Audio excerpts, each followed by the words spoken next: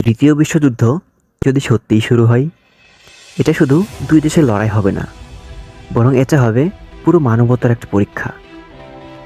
বোমার শব্দে কাঁপবে প্রতিটা শহর, কিন্তু তার থেকেও বেশি কাঁপবে প্রতিটা মায়ের বুক।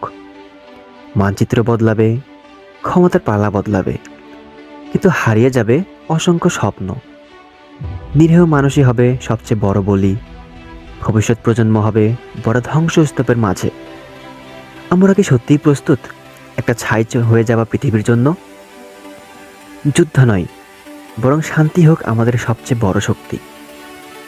যদি তৃতীয় বিশ্বযুদ্ধ শুরু হয়, জয়ী থাকবে না কেউ, হারবে শুধু মানবতা।